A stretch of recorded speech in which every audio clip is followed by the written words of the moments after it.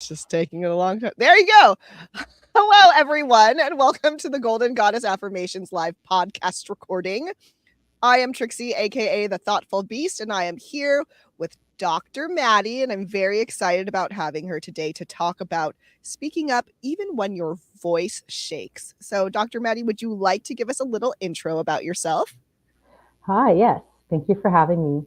My name is Dr. Madeline Ofina, Dr. Maddie as well. I am a speaker, community educator, I'm a complex trauma survivor. I'm also a clinical psychologist and a consultant. Now, I'm also on the medicine woman path, so I also have a spiritual practice that I am currently a student in. A lot of my work is focused on supporting immigrants or adult children of immigrants in healing and specifically within the Asian and Latino community, but honestly, most BIPOC individuals or BIPOC women. So I specialize in supporting those and healing from complex issues within the family and within themselves to help them find their voice and their identity. So, obviously, Dr. Maddie is a wealth of knowledge. Which is really cool. And I'm super excited to have you here. And I'm like, oh, yeah, let's see where this goes. So to kick us off, Dr. Maddie, would you like to read the affirmation that you chose while I try to find it on the screen? Sure. I am loud because my voice deserves to be heard.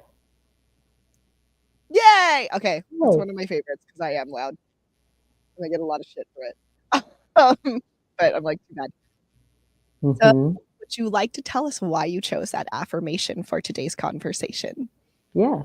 So I chose this because, growing up, I think it was easier to be quiet. And I have found that I am in my power when I speak up and when I am loud. And I think that there's often spaces and environments where they tell, especially people of color, especially young women, to be quiet. And when I hear that, I'm like, no, you're not going to silence me. And I find this theme amongst other women that I both work with and friends. And so I find this to be an important life lesson for everybody. Yeah. I mean, that strikes me very personally as well. Like in the past couple years, like I've been called like an angry minority because I was just trying to speak up, like an angry woman of color. Like it's so weird because I'm like, is that really what you use to describe me trying to have an adult conversation with you about important things? And it's like, yeah, no, that's what they used. I'm like, great, love it. And also like the whole like bossy thing, Yeah. right? When girls like say what they want, when they try to lead, we become bossy. hmm Yeah, especially when you're in positions of power, especially when you are there to lead, there's often um, pressure from, and it's not overt, it's sometimes covert, and I think a lot of people can attest to this. There's often this desire to like want to be taken over, or people trying to speak over you, or imply that you're being bossy or too loud. I think you mentioned too loud earlier, and this is something that I've developed from lived experience and something that I kind of teach through the different work that I do. It's that you don't have to apologize for it. I mean, we all know our own boundaries, and we know what we know what's polite, right? But polite is not a word for oppression. So we don't get to we're quiet when we want to be, and when we decide to speak up, we can speak up. I'm not apologetic about it anymore. And I think that carrying yourself in a way of like you trust yourself and you know yourself, and this is a lot of the work that I do with the clients that I have, is learning to trust yourself and your own voice, because you have to believe within yourself that your voice deserves to be heard. And once that happens, if anybody else has to say anything, it's like, that's not a me problem, that's a you problem. I'm not being disrespectful. If you're feeling disrespected, then you need to figure that out, because I'm not being disrespectful toward you. And I think that's something that it takes time to learn. Definitely. Would you mind indulging us in a story? Or maybe also if you could talk about like how, like maybe a time you experienced that yourself and like how you dealt with that, right? Because it's easy to be like, be brave and speak up, but I Mm-hmm. would love to hear like how, like what does that look like? Yeah. Um, I think that when we, I think being really clear within yourself what you want to stand for is very important. And I think there's a lot going on in the world where we have to like make decisions on what we want to stand for and what we have the energy to like lean toward. Um, and so for me, and this is something again, learned experience, and sometimes you don't get what you want, right? So just because you are advocating for yourself doesn't mean you always get what you want. And it's sort of like boundary setting, right? Like you can set a boundary and the other person decides to respect it or they don't. And if they don't decide to respect it, then that's kind of something that you have to deal with. And and you decide what you do with that. So I have a few stories, and I'll share the one that you and I discussed earlier. All right. Um, so, I'm Dr. Maddie or Dr. Madeline Ofina professionally. Within my clinical work, I'm Dr. Ofina. And that's something that I have stuck with. And I think that uh, for me, I'm a woman of color. I'm both Mexican and Filipino. And I look young. And since I've started working, every single workplace really struggled with calling me doctor for whatever reason. And, it wasn't always like colleagues, other psychologists, it's sometimes like just other staff members who just didn't want to. And I've acknowledged and noticed, it was an issue and I've always had to advocate for myself. And I had a colleague, a white male colleague, who graduated with me, and I brought it up to him just in conversation, just my frustrations around it. And he looked at me very surprised, and he's like, "That's I've never had to deal with that." And we're both, kind of on equal footing professionally, and that was never something that he had to deal with. And he told me that when he was an intern, that they would confuse him with being a doctor, Oh my and they God. would actually give him that name on accident. And he's a great guy. Like it's not a him thing. It's recognizing that people perceive you a certain way, and it's our job to correct them, right, if they misperceive us. So I actually had an experience where I was working for a company and they kept calling me Madeline, and I have been really doing a lot of internal work. I'm like, okay, I need to start advocating because it just was starting to drain me. And I decided one day, I was like, no, I need to start letting them know that this is how I wish to be called. This professional setting. It's not like I'm, at the gym with them. I am in my professional role. I've seen other people be called doctor in this company, so I should be called doctor as well. And actually, it took months of back and forth, and in the end, I was told that it cost the company money to call me doctor, and in the end, they very quietly refused. They refused. Boo. Yeah, they never said we're not going to do it. They said that it would be too difficult to do it, and so they just quietly stopped doing it. And when I continued to advocate and was like, "This isn't fair," um, they just kind of started ignoring me. Wow. Um, and I wrote in and I was kind of starting to be pegged as somebody who was being problematic because I kept trying to advocate. Um, and it dawned on me that I cannot work for a place that does not respect my work or who I am. And the sad thing was that I stayed there for the people that I was working with, the clients. Yeah. And once I got to a place where I knew that they would be okay, I decided to step away and, wrote them a letter. I was like, this is my experience working with you guys. You guys do not respect the title evenly amongst your doctors. And I didn't say, all these other things, but I decided at that point that I'm not going to stop advocating for myself. And I later learned from friends and colleagues that this is actually a thing amongst women doctors or women psychologists too, both, that there is a tendency to remove the doctor title. And there is the extra labor that we have to do to remind people of it. And sometimes people don't want to call you that name, and you can't make people call you what they don't want to call you. And so, and it's unfortunate because I've been, I know the work that I do, and I do great work, and I know the amount of school that I've been through, and it doesn't matter. I think that this really speaks to like the bias amongst women, especially women of color, young women of color. And I think that this is something that I continue to advocate for. And I have talked to younger professionals because I've graduated a while ago. I talked to younger professionals about this who are also women of color. And I tell them, like, this is going to be something that you're going to experience. And, don't feel like you're being elitist or rude or anything, because you're not. You get to dictate how you are to be called, right? Like, if you don't want to be called Trixie, you want to be called something else, I would absolutely call you that, and it's not about like, I'm better than you. It's about, I earned this. And if you're going to give everybody else the courtesy, I deserve the same one. And so this really speaks to that piece for me, that there are times when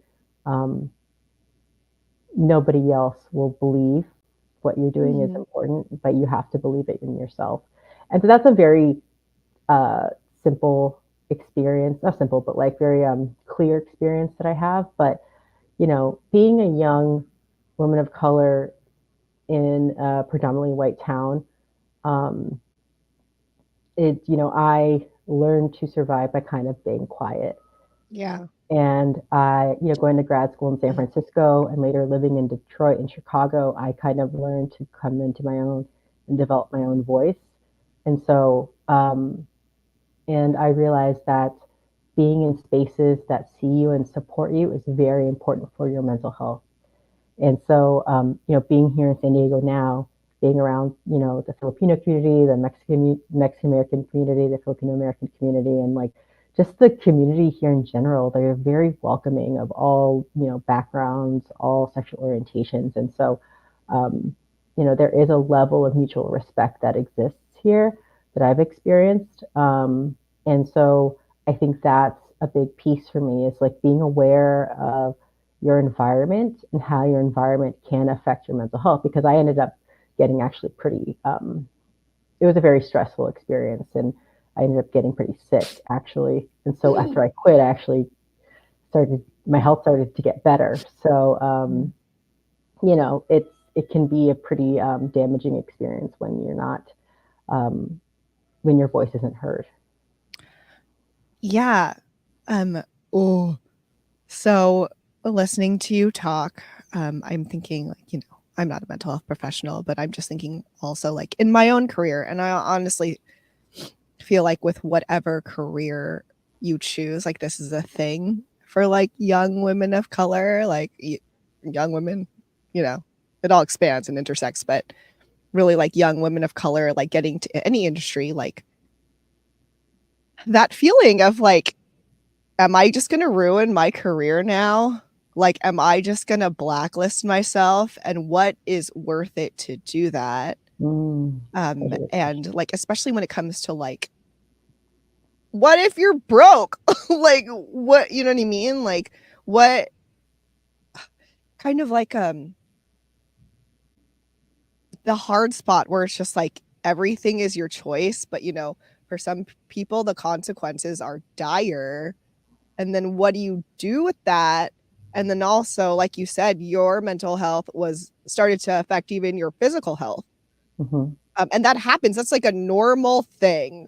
Like, so like, I don't even know how to ask a question about that, because I feel like it just is what it is. But then like, kind of like how, maybe this is a better question because we can't like you can't advise people how to choose, but like how do you cope with like then the cognitive dissonance that you have with yourself, knowing that like, hey, maybe you are at a place where like people don't respect you, but you still want to pursue this career, or maybe you can't quit it because you literally cannot afford to quit it. Right. So now what? Like, Yeah, how do you live with that cognitive dissonance and not like unravel? Yeah. No, that's a really good question. What I have to say is that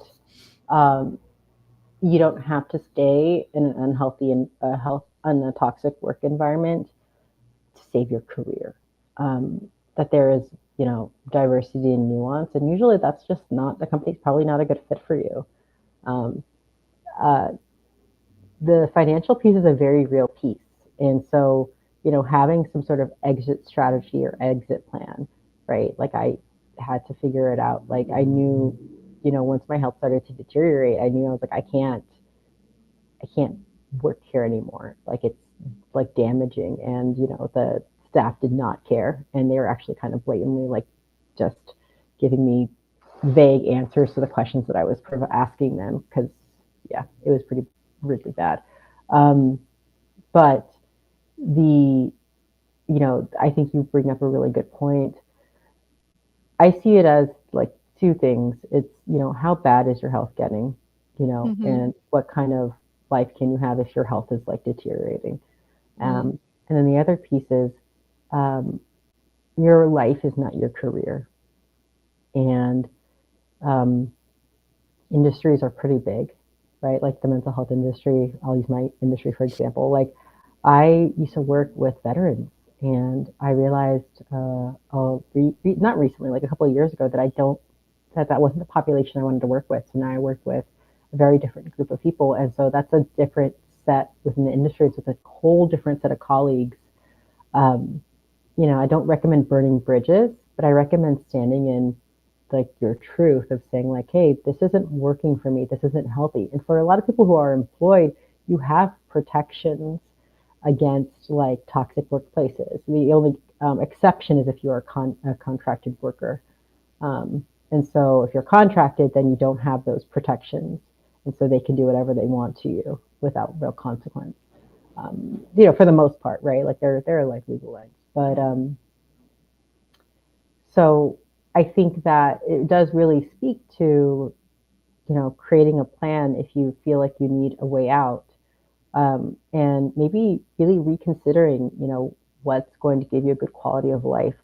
A lot of the work that I do in terms of mental health, it's not about diagnoses. I mean, that we'd get to that, but it's really about like, what kind of life do I want to lead? And what way is my mental health impacting that life? So is it impacting my dating life or my social life, right? So I would think about it in that way. Like if you feel like you're stuck, then think about creative ways to find some way out of it.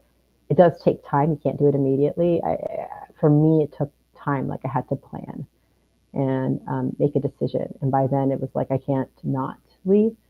But so that's what I have to say. It's like there is a level of privilege of what I'm saying, but letting people know around you that you need some support. You might be surprised with what you get, but also like creating a plan and thinking about the long game and trying to get out of it. I think that's really important, especially in an unhealthy, toxic work environment. Yeah. I'm sorry. I'm very phlegmy this morning. Yes, I feel like because I feel like a long game can be very important, especially if you are in a place where you cannot leave for financial reasons. Because if not, and you just kind of accept it, like, dude, that hurts your soul when you just give up and there's no end and you just reside that, hey, this is my life and it's gonna suck like forever, like indefinitely, like that. There's no way that doesn't mess up your mental health and also just like how you see yourself or like the possibilities of your life. Like I feel like that kind of ends it. It's just like, this is it. So I think long game is really important. Thank you for pointing that out and talking about that. And then here, girl, is my follow-up question, because you're like, ask people for support. So for those young professionals with their Asian parents or their Mm-hmm. Mexican parents who are like, what the fuck are you doing? Like, what advice do you have there? If you have any or any experience or whatever. I mean, Yeah. I don't know what we all could say, because like that, that is like the hard part. Yeah. I would say if you have like family members who really don't get you or see you, I would say find people who do. And don't fault them for not seeing you. I think that they're in their own journey and their own path, and they think that things should be a certain way. I think holding on to that resentment or anger can also like be hurtful for you. Mm-hmm. So I would say find chosen family. And I know it's easier said than done, but it's really about being clear on who you are, being like doing that personal work. I would say doing a lot of personal work to find out and like deciding to be a genuinely good person, right? Because there's one thing to like want friends, but there's another thing to like cultivate those relationships and the time that it takes to do that, and being in it with other people and deciding like, okay, we're going to be friends and I'm going to invest time in you. Yeah. And so um, what I realized in my path is that I needed to find a lot of chosen family, and that I have been really lucky to have found people who feel like who feel like family. And um, I think a big part of that is and who are with me on this entrepreneurial journey, who like I talked to about this whole like Dr. Ofina thing. Like I remember talking to a colleague of mine who lives in Vegas, and she's like, hell no. And she got all mad. And I was like, yes, thank you for getting mad for me.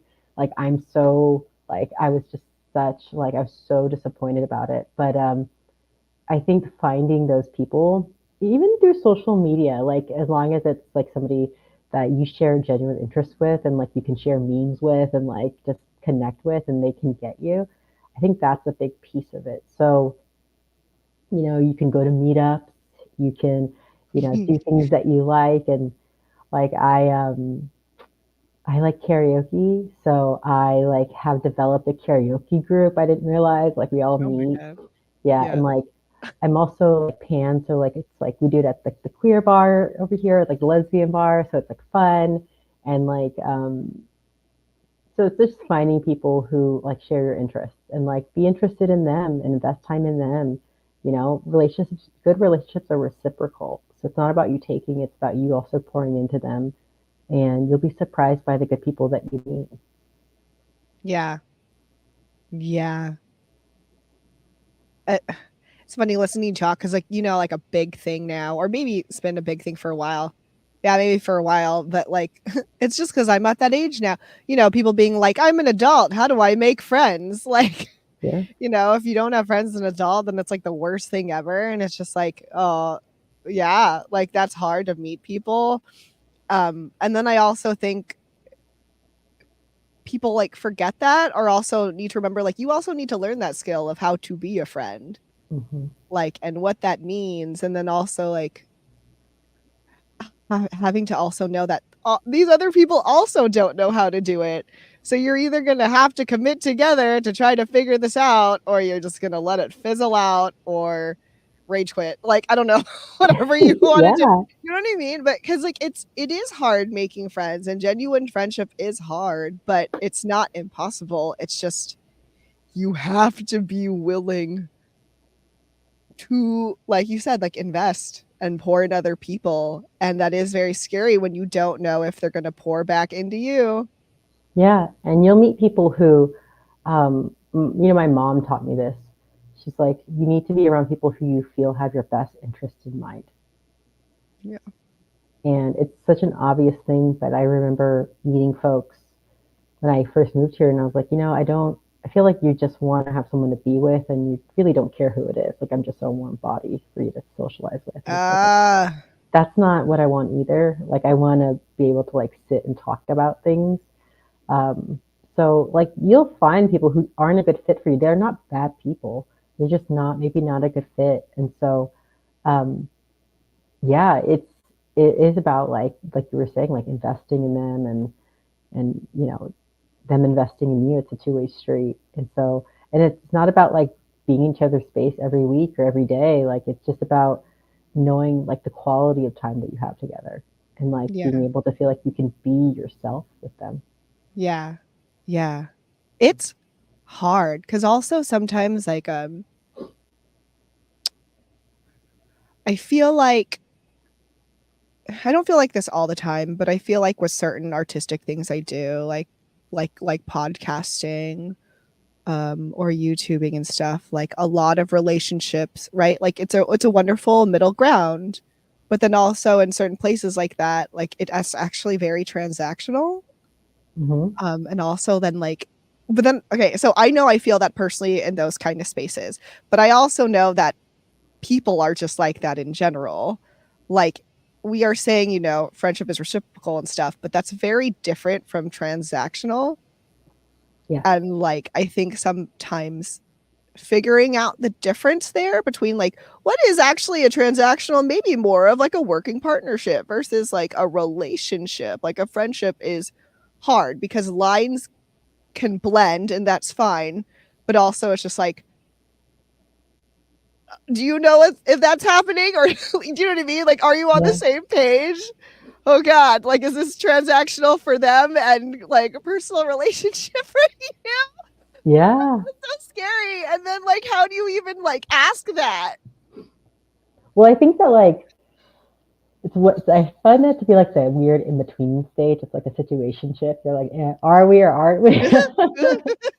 So I think you kind of try to feel it out, right? Like I think that like after the project is over, if you're still talking to each other, then it's like, okay, well, you actually wanted to get to know me and like the quality of relationships. Is it just about, you know, the project that you're working on, or is it about other things too?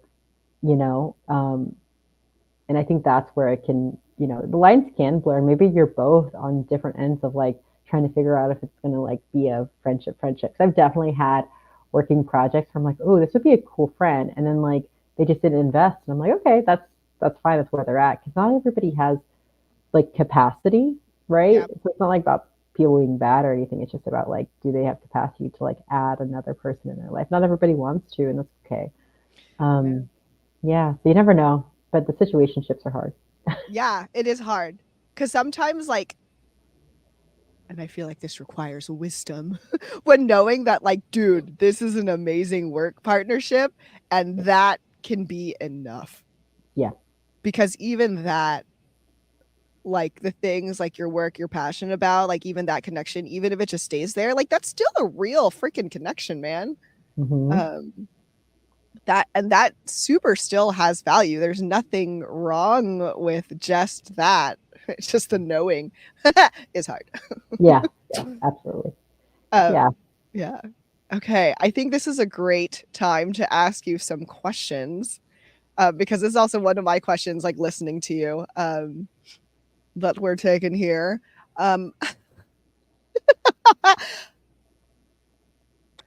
How do you continue to talk if your voice is literally shaking? How do you slowly, bravely?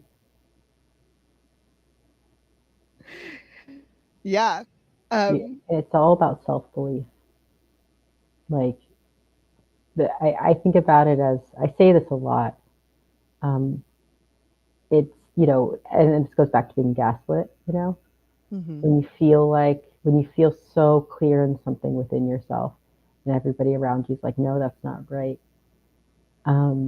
And you're like, no, this is my experience. This is what's happening. And this goes back to like gaslighting, even unintentional, right?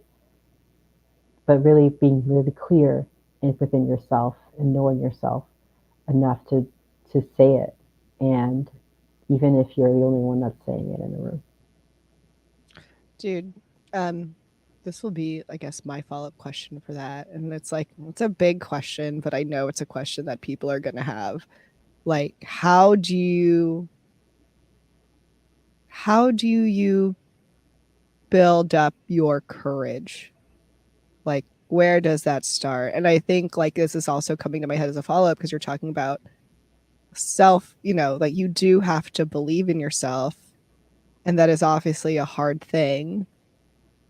But like, yeah, that's still like a question though, especially like say like if you have really poor self-confidence, and like how do you get to that point where you can speak up? Yeah. A little bit about me. I was pretty insecure for a long time. I'm insecure about my heritage because I grew up in a predominantly like white neighborhood, and like it was easier to assimilate. Mm-hmm. And although I grew up with my Mexican side of the family, like they didn't teach me Spanish, and we very much like it was safer to assimilate. So we like, I mean, I grew up very much in a Mexican household, but it wasn't like what some Mexican Americans would say was Mexican enough. And I've been told like pretty bad things about like my own heritage, like you're not really that, or I know more about this and whatever. And so I grew up pretty insecure with who I was.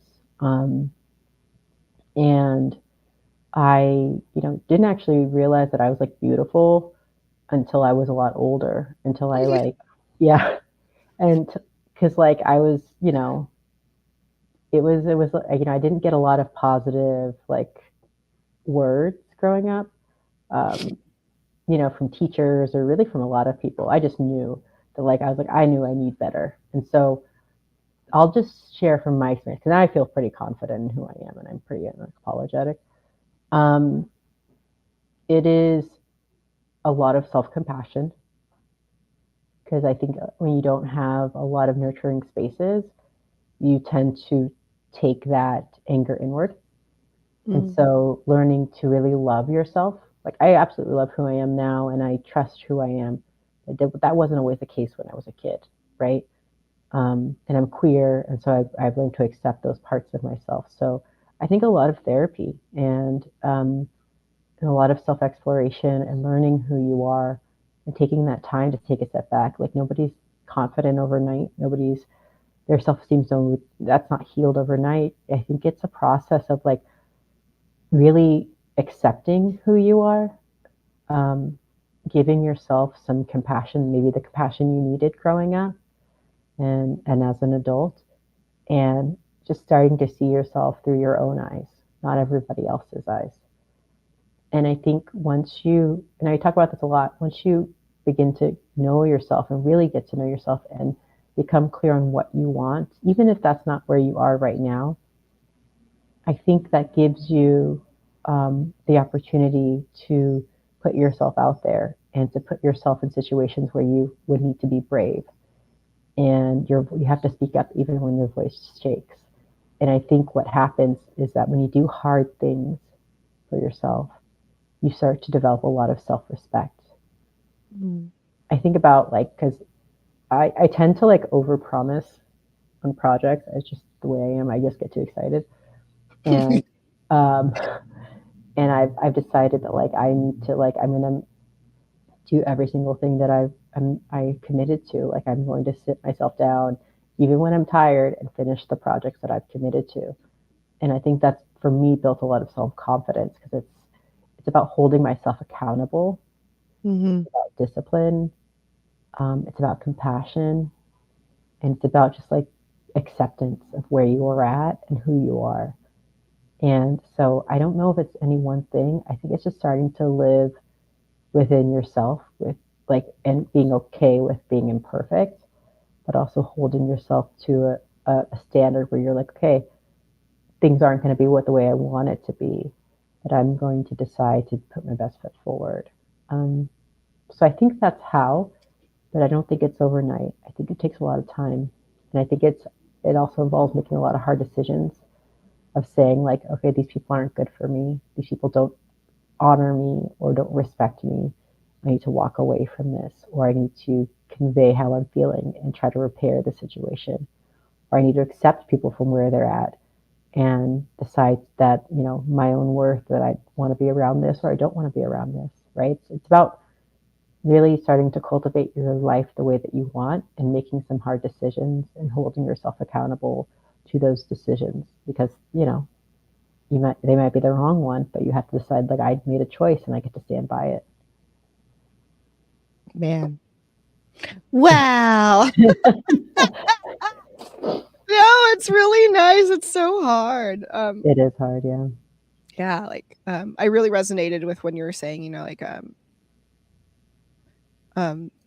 you know, you commit to doing what you do, like even if you over deliver. And it reminded me of building mastery from DBT, dialectical behavior therapy, like building mastery, just building skill and having that build confidence in yourself is like, it's so odd because I still deal with my self confidence. I think I'm competent, but it doesn't necessarily make me confident. But I know because I've built skills and other things, it really does make me more confident. Like if I look at myself back then, I'm like, no, my confidence has grown. This is a thing. But it is still really long. And like, I feel like when you said self-compassion, like that is such a thing. Like, especially like, you know, for me, like I hated myself for like most of my life. And to get over that is obviously going to take time. And there's no way a person can go from like hating the shit out of themselves into like loving yourself and feeling like you can do everything. It's just like, that's not, I mean, at least for me, like I'm still not there. So, but like, you know, it takes years basically is what I'm saying. Like to even get out of like, I hate myself into like, you're fine. Until like, you know what? You're pretty good. Like, yeah, like you're a good person. This is fine. You know, and even in that, like that was like, that came out awkward because I became very self-conscious and like, is that weird if I call myself a good person as I was saying it? So like you said, the self-compassion is like so important and like, oh, it is so hard, you know, like you want to be better. Everyone wants to be better like now. And it's not like, and the thing is like, if you take steps, you literally are technically better. Like I'm on this whole thing like for the past several years and I'm just going to keep going with it where it's just like 10% is still better than 0. Like it literally is. Like 10% is better than 0. So it's fine. So if I'm at like 13%, that's better than 0. And that's like 3% higher than 10. And so I did like, you know what I mean? Like it's improvement. It's all improvement. Yeah. And it needs to add up. And I think you really speak to something really important, that this isn't like a quick fix. Yeah. Like you can't, like you said, you can't be like, now I love myself and self-love every day. I'm gonna do my affirmations in the mirror. No. it's through action. Like you can say it, right? But saying it only goes through so far. A lot of people, I always say this to people that I work with, like we know a lot up here, but we don't have it. We need to like connect that to our hearts, right? Yeah. And we talk about, that happens all the time, these like little bubbles. Yeah, I liked it. So, I know you liked it. So I talk about that a lot because like there's a difference between like knowing, I think intellectualizing it's a defense. So it's so easy to be like, I know all of the theories, I know what I'm doing wrong. I was like, that's great that you know, but you're still doing it. So let's get into like what's happening for you. Like, yeah. And something else that you said made me think, you know, I'm confident, but like, you know, but there are moments where I don't feel confident, right? There are moments I'm like, what am I doing? And I think it's part of adulting where we're like, what? Like, I need to fix this, and this. And I think that's part of, again, going back to our like chosen family and like support. I think that just like having the people around you who see you even when you don't see yourself. To see like how amazing you are and they want to lift you up, like genuinely lift you up, not at a competition, not because they feel like that's something that they should say, but they genuinely believe in you too.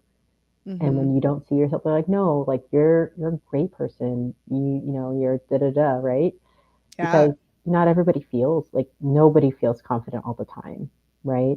So I think surrounding yourself with people who believe in you too is super important. There's like no one answer. And it's funny because like, you know, I have affirmation cards that I sell. This podcast is literally based off those affirmation cards. But like with what you said, like you can't just read affirmation cards and be like, this is it. that I read my affirmation card. I love myself. Like, that's not real. Like, there's so many tools, right? Affirmation cards are a tool. Like, mantras are a tool. There's so many journaling tools. But you have to do these things like mindfully and with thought and with with more than just doing them.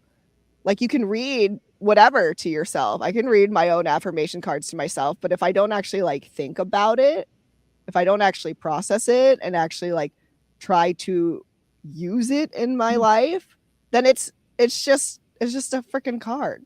Yeah. Like, And and I think that's really why I like your podcast, is because, every episode you have a different card and people coming to talk about it. And I think it gets to that depth that's like really getting to the behind what's behind the card, right?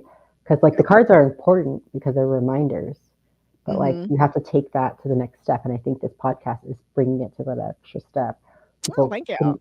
Can reflect and bring this in, right? Yeah. Mhm. Yeah. No, thank you for saying that, really.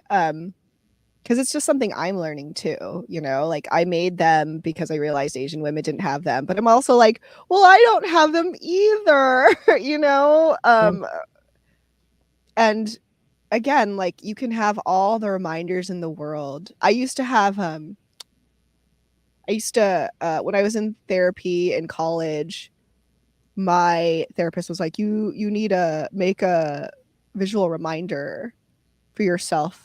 And I was like, well, I don't want to write like I believe in myself like everywhere I go. And she's like, that's fine. Let's like attach it to a sticker or something. So I had these bear stickers that I would attach it with. And at first, like, honestly, for the first 6 months, it worked really well. And then they were still everywhere. They were on my water bottle, they were on my mirror and stuff. But then like they just got to a thing that I got used to and they were just there. And then, and then that was it. Like, they didn't do anything to me anymore. So it's just like, you have to, it's like the commitment you have to pour into other people for relationships. You also have to do this for yourself and the things you want. You have to make the commitment and keep doing it. Yeah. Yeah. I mean, along the similar lines, I have this coach that I work with in my business, and I have a prayer that I say to myself, like, and it's because I'm very spiritual. So there's like a prayer that I say at my altar to just remind me and ground me. So I think that those cards can also just be really grounding in moments where you feel like kind of like everywhere, just to bring you back. But I do like what you're saying. Like, there is something in the doing that's important, right? But I think it's like a cue to do the doing.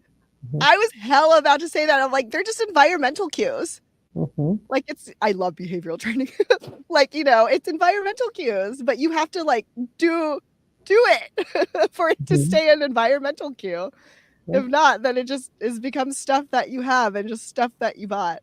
And there's nothing necessarily like, I have my boba and it makes me happy. Like, there's nothing wrong with having like things that just make you feel nice in general when you look at them and stuff like that. But how much more powerful would it be if I like attach this? And you don't have to. This is really cute, right? Yeah, so cute. If I was just like attach this to like, if I said to myself, like, I get to like cute things, like that's a thing I shouldn't feel bad about. Like, I can like, and I think I say that like as like a woman and girl, right? Like, I can like cute things. Yeah. That doesn't make me weak. That like everyone likes cute things. Everybody. Yeah. So like, I don't have to be like ashamed or stuff like that. Like, even things like that. Like, you don't have to make it that big, but it's just those things are available to you. It's so funny that you brought this up, because before our call this morning, I was thinking to myself, don't mistake my kindness for weakness. And I think that a lot of people are really kind, but they mistake it for weakness. Yeah. And so I think that, like, don't mistake your love for like cute plushy things, which are like so adorable, for weakness, right? Like, I love cat memes. Like, that doesn't make me weak. No. Like, so like, it is what it is. Like, and I think that's what part of it. It's like, you don't have to be this like strong macho person to be strong. You know what I mean? Yeah. Like, and I think strength really does come from within and come from confidence. And I think that's what we're getting at. It's like holding yourself accountable and like having positive support. Like it's like healing is within the community. Like this is community care. To be witnessed, to be seen, and for them to reflect that on you when you don't feel like you are in your strongest place. That is so important. And so it is this big holistic thing. And I love cute things too. Like I have a little like ramen plushie over there. Yes, ramen plushie. You do. Dude, I want a ramen plushie or a Takeout Books plushie. Like that's what I want. I like one of those things. And I'm going to say this now, and this is dumb, but I'm saying this and it's not dumb. Like we're doing a white elephant, and part of me is just like, should I get plushies that I want and just put them in there, and then hopefully I get them back in the white elephant, because I would love You're like, who picked that? Yeah, because honestly, I know I can buy it for myself, but honestly, I don't need it. Like I really don't need it, and I don't want it that bad. But if I can make this situation happen to where I get this, I might do that. Sounds pretty strategic to me. I would go for it. Right? That's where I am. Yeah. You guys might end up fighting over it. Just oh my God. I mean, that's true. Someone could love this squishy too, and at least I'll know they'll love it. And it will go to someone who loves it, and that's fine. That's fine. I can live with that. Okay. Okay, we're gonna keep going off topic because I love squishies. But so I would love to hear we talked about a lot. We talked about a lot, which is really cool, and I love how this traveled. Closing and takeaways. If you are going to say, well, I mean, you can say what your takeaways from this conversation is, but also like if you were going to say something to someone who is literally about to give like a presentation or have a hard talk with someone who finds themselves shaking and very scared, what is one piece of advice, one small thing they can hang on to? What would you say? One thing that they can just hold on to that. Yeah, I would. So my piece of advice would be to be really clear within yourself, where you are and where you stand. Just be really clear. And I think once you have that clarity, because when, if your voice is shaking and you're probably activated, it's really hard to access that logical mind. And so being really clear on where you stand and what you want the outcome of that conversation to be. Do you want them to understand? Do you want to keep the relationship? Do you want to get your point across, right? Like, do you want whatever outcome? Like, what do you want from this? Be really clear on what you want. Be really clear on the events that had occurred. And, if things start to go sideways, if you're clear on where you're at, it'll be a lot easier. Yeah. Oh, that is very good. And that also takes me back to the whole and it's like a process thing. I know I was like that one thing you could tell them to hold on to, but it is very much like that thing. Like, I just had the thought of like, but I don't know what I want, right? Like, I don't know what I want. And it's just like, ooh, then that's like your homework, man. Then therein maybe lies the issue. You need to know what you want. Right. And I think knowing what you want and communicating what you want is really hard because it's vulnerable. Right. And I think sometimes we like hint at what we want because it's like not as scary, because if they don't get it, you're like, well, I didn't really tell them. But if you actually say it, then they have the opportunity to reject it very clearly. And that can feel really scary. But I think that if you don't ask for what you want clearly, you'll never get it. Yeah. So, and this is, again, where the confidence comes from. It's putting yourself out there, even when you're scared. Because then you're like, oh, I made that hurdle. Okay, maybe I can make the next one. Maybe I can make the next one. And then you realize you're like 10 miles down the road and you like made it through so many different things. Like you were saying, like you didn't even notice your own progress until years later. So you'll be surprised. Yeah. Okay, so this is for not just you, Dr. Maddie, but for everyone at home, because I'm like, you want to hear more from her because I want to hear more from her. So it's shameless plug time. Let us know where we can find you. Okay. So I have a podcast actually that I am starting as well. Well, restarting, called Feeling Seen and Being Heard. I took a hiatus, so it's restarting in 2024. So you can join me there. It's on all platforms. My website is MOfina.net, and that's like my spiritual coaching practice. And I do have a clinical practice, but it is for folks in New York, so I'll just keep that there. But you can find me on Instagram. If you look up Madeline Ofina, I'm probably the only Madeline Ofina in the country. So if you Google that, you'll find me. It's pretty easy. Yeah. And they will be in the show notes. We'll put it in the show notes too. Also, if so like, Tracy. Yeah, no, of course. And obviously, like, if you're following me at The Thoughtful Beast, if you just click on the post where Dr. Maddie's picture is, she's tagged in there. So you can also find her that way. That's true. Yeah, but thank you, Dr. Maddie, for being here for the live podcast part. Thank you for everyone who is here or who will be here later and who is listening. I hope this was helpful. It was helpful to me too. I was like, I needed to hear these words again. But yeah, we've reached the end of our live podcast. And now for the last 9 minutes, it's just going to be whatever Dr. Maddie and I want to talk about. And if you're going to want to listen to it, you're going to have to find a way because it won't be on the podcast on Spotify. So yeah, Dr. Maddie, I would like, is there anything that you want to bring up now or that you wanted to talk about before we go? Or, I will always have questions for you. No, I mean, I think I really liked how our conversation flowed. I think a lot of really important topics came up, and I think it all does really tie to, believing in yourself and using your voice, even when you feel like the world's against you. So yeah. Absolutely. I'm like thinking a lot about, the socialization of girls and how, even though like, we know things as a society, and yet like things don't fix or get better. And like, why? I don't know. That's just like in my head a lot. And then like, how can women help other women? Because unfortunately, I feel like stereotypically still this is happening. This still happens in movies, but I actually think it's getting better because there are now like movies and TV shows made where it's just like the friendships between girls are actually healthy.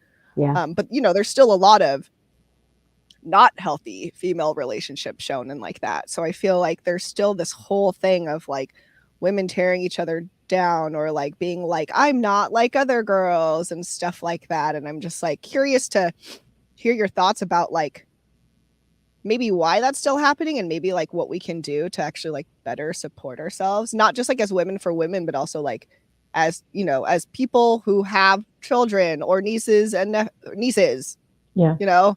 And stuff like that, or who teach children, all that stuff. I think it all kind of goes back to the patriarchy, to be honest. I think that there is like a benefit of trying to peg women against each other. I actually think that we are entering in a phase where like women are starting to like gain positions of power. I think that women are, I was on this silent meditation retreat in November, and one of the things that came to me was like just how powerful women are. Like we bring life into this world. We nurture not only young boys, but like adult men and like children, and we lead so many things. And like there was actually, and if you look at like old like social psych videos, they talk about the difference between men and women are way more collaborative, you know what I mean? And like there are just ways in which, and I don't, and I think part of it is like socialization. But I also want to like acknowledge that we are moving away from the binary, and so there is more like fluidity in that as well. But if we're talking about like bias against like women like presenting people, I think part of it is that it's really hard to unlearn these social cues. It's really hard. Like it takes a lot of work to notice ways in which like you're being put down because of your gender, or that you are being questioned more. Like I notice it very easily, and it still happens every day. And I think, thinking about people who are raising women and like other people who are women themselves, I think it's standing in your own power. I think it starts with you and how you want to treat yourself and how you want to be treated, and accepting other people for who they show you to be, right? I can't remember who said this. It was like I want to say it's Maya Angelou, who's like, people will show you who they are, and you have to believe them the first time. I totally butchered that quote, but I think part of it, regardless of gender, I think it's like, being like standing within your own values and being okay with that. Yeah. And being okay with how people show you, when people show you who they are. Yeah. And not getting stuck in like the fight of it. It's like, okay, like I don't need this. I wish you well, but I don't want this in my life. And then walking away. If it's someone that you barely know, if it's someone that you have like a lifelong connection with, maybe, trying to repair the relationship, but if it's not repairable, then like walking away. Yeah. And then also knowing, like, is it worth being repairable is so hard. Like, there's so many shoulds of like, this is your family, or you've known this person forever, and so like you owe it to them or whatever. I'm like, really? Do I owe it to them if they're just abusing me? Right. Like, why? Yeah. And I used to do, and I still do a lot of work around like family dynamics and family like estrangement and like low contact and no contact. And I think it's a very difficult decision to like go low or no contact with people. But I think there's a huge cultural like piece to it, and like it kind of breaks an unspoken rule. Yeah. And then you're seen as the person that's breaking the rules. Yeah. So there's a lot of pressure there. Yeah, dude, intergenerational healing is so freaking hard, because it's like, I feel like there's always this thing. It's like, oh, well, it's just up to the younger generation to be better. Like the older that they can't change. But I like hate that. I'm like, no, is their brain still working? They can change. Like, and I'm not saying like it's going to be like a super radical change, but like they still have the ability to learn. Right. Like if they're still there, they still have the ability to learn. Like if they can understand, if they're shooting off these super like well thought out arguments against you, then then they're able to learn. Like they're still able to learn. Like it has to go both ways. Like I'm very sick and tired of this narrative that the building the bridge has to go from younger to older. Like it has to be like both people have to reach out, because then this is sad. Like if you're always trying to build a bridge and no one's like, they have to let you connect to their land. You know what I mean? Like, and if they don't, then you're not really building a bridge. You're building like a stairway to nowhere. Right. Right. Like, and I think you speak to like, and then this is the part that's really hard for folks, especially those within the family estrangement. It's like the place of like radical acceptance. Yeah. It's so hard, and accepting people where they're at and accepting their capacity or lack of capacity to meet you where you need them to be. Yeah. Like I think this is why we talk about like how some people are there to like heal generations and some cannot. Because it's a real cannot. Like they don't have the capacity. Like it would be so. I talk about this in the work that I do. It's like sometimes it's almost like mentally damaging for them to really face those things within themselves, because they don't have the years of therapy. They don't have that internal work to give them that foundation to face what it is they're facing, right? The thing about intergenerational trauma is that those unhelpful behaviors, those unhelpful patterns, they existed for a reason. They've existed for survival. Yeah. And so you're basically telling them to remove their survival tactics from them. And so unless they have something else to lean on, they're not going to do that. Yeah. Because these were adapted coping mechanisms that became maladaptive. Yes. But they weren't that in the first, and that's what makes it so hard. And you're so right. God, radical acceptance keeps coming up, and I also keep yelling it at other people. I'm like, radical acceptance, that's all we can do. And it's funny because you think that it's loud, but actually, I'm realizing, because it took me years to reach acceptance too. I remember I was at that place too. I was like, fuck this, right? Yeah. But I I realized that I was I had reached radical acceptance after the fact. It was Mm, quiet and it sort of just grew. It's like mm. a very I see it as like a very quiet vine that grows within you. And then before you know it, it's like planted, it seeds, and you're like, oh. So I don't find radical acceptance to be loud. I found it to be quiet and calm. Oh, And then that's once nice. that happens, like everything, like all the anger and all the rage just kind of like, it's like the fire gets put out and you didn't realize it. Girl, I hope mine becomes quiet one day too, because it's all just yelling. Because I Yeah. think right now for me, radical acceptance really functions for me as like a you need to stop. We need to stop right now and Hmm. like know that we can't change this so that we can continue to function and not be angry. Like it's like our right now radical acceptance to me is like a huge red stop sign because it's like I want to get like I am so emotional about certain things and I'm very passionate about certain things and like you know but sometimes you're not you can't or it's like actually damaging to you Hmm. and you have to know that too like that wisdom that's where my radical acceptance is right now. I wait for the day where it is a quiet growing vine that has instilled and is growing in a nice early morning sunlight. Yeah. Yeah. But mine, yeah, I remember that too. And it's hard. And I think that's part of the process. It's like, people want to get to the end of the road so badly that you forget that like the road to get there is filled with thorns and it's hard and it's like tears and confusion and like angst and all that. And so um, I would say that if you're uncomfortable, you're probably in the right place. What a very therapist thing for you to say. I live what I give. So Wow. I mean, you're not wrong. You are not wrong. But I'm like, oh, yeah, I've heard these words before. that's true. I know. But it's because it's true. Yeah. And like that reminder is very important because we don't want to remind ourselves of that.